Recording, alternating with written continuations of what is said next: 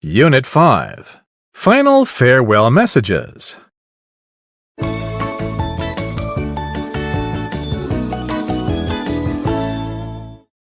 Reading.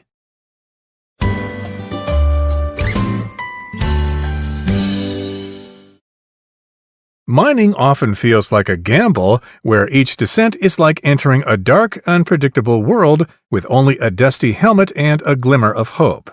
At 1,000 meters deep, each shift feels like a roll of the dice. The deeper you go, the less likely you are to come back. Over time, though, the darkness and danger become all too familiar, and the routine takes over, turning risk into just another part of the job. About a year ago, right out of high school, I got a job as a miner. All I knew was that the salary was good enough to cover my college expenses. To me, that was the only thing that mattered.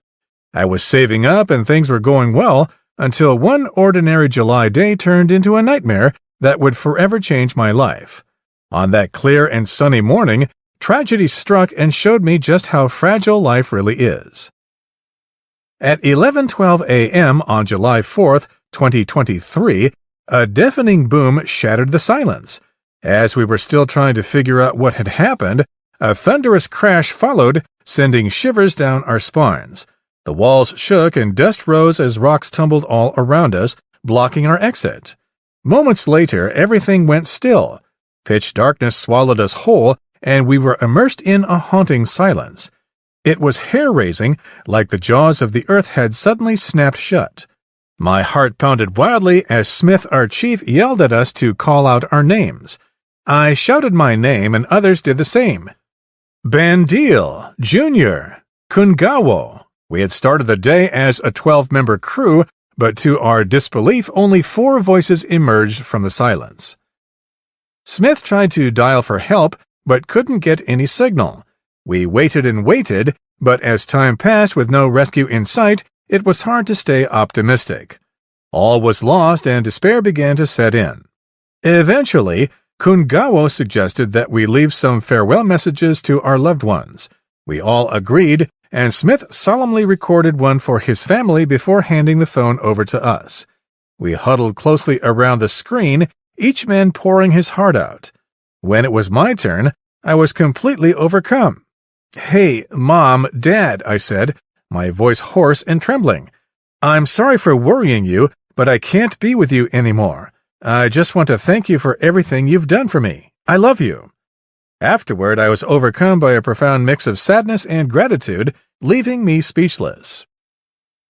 I had no idea how long had passed. It might have been minutes, hours, or even days. It felt as if time had ground to a halt.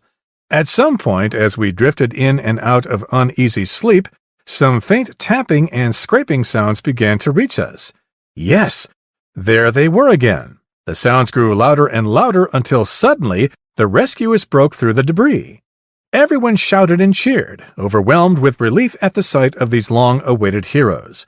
Smith was sobbing uncontrollably, and so was I. I had been given a gift, a second chance at life. When I emerged from the mine and finally saw the sky again, I felt the world seemed somehow different because I had changed too. Outside, I clung to my mom and dad, finally finding those once-lost words for the love and gratitude.